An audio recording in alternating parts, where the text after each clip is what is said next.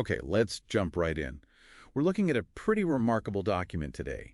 It's a memorandum from the governor of Mayflower, a guy named Anakin Toast, dated December 19th, 2002. Right. And what we're really trying to do here is get under the hood of a major executive action, a direct order to deploy the military. We're going to look at the exact words they use. And right from the jump, you see the legal foundation they're building on. Okay. The governor is acting as commander-in-chief of the National Guard. It's an authority that comes straight from the state constitution, Section 2, Article 7. It's the source of all this. So that's the how. But what about the why? What was the trigger for such a massive step? The document is very specific. The stated goal is to counter and suppress hostile actions. And it's not just general unrest. They name the group. The Mayflower Red Front. Exactly. The Mayflower Red Front and its affiliates. And you can just feel the urgency in the language. How so? The memo cites the group's rapid presence. But the real key phrase is the intent to cause catastrophic harm. Catastrophic harm. That's not a term you see every day in an executive order. No, it's not. That's the executive signaling this is beyond a normal police matter. This is a full-blown crisis that, in their view, requires a military response. So what were the actual orders? What was the Guard told to do? The directives are pretty clear. First, secure the Bowery Borough and some other key areas in Clark County. Okay. Second, and this is maybe the most interesting part, secure the port infrastructure. The port.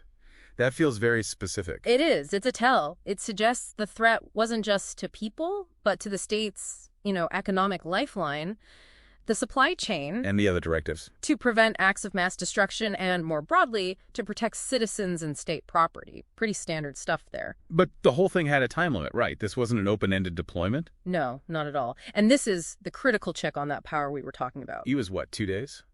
Barely. The authorization was set to expire that Sunday, December 21st at 11:59 p.m.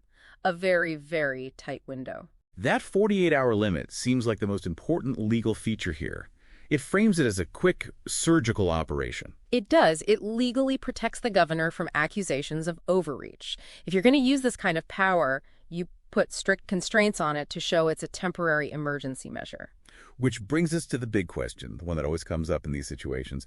How do you keep this from becoming military rule? Right, the martial law question. Yeah. And they tackle that head on. The document explicitly says, and I'm quoting, "This does not equate to martial law and shall not be construed as such." So they're drawing a very bright line. A very bright line. Martial law means suspending civilian government.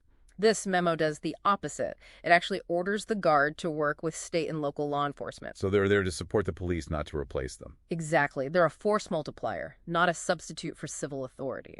So when you boil it all down, what we have here is a really sharp example of how a state executive can use these immense emergency powers, but in a very targeted, legally defined way. Yes, for a specific threat, within a very short time frame, and with rules that keep the civilian government in charge. Which leaves us with a final thought to chew on. It does. I mean, the order on paper is clean, but think about the reality on the ground. Go on.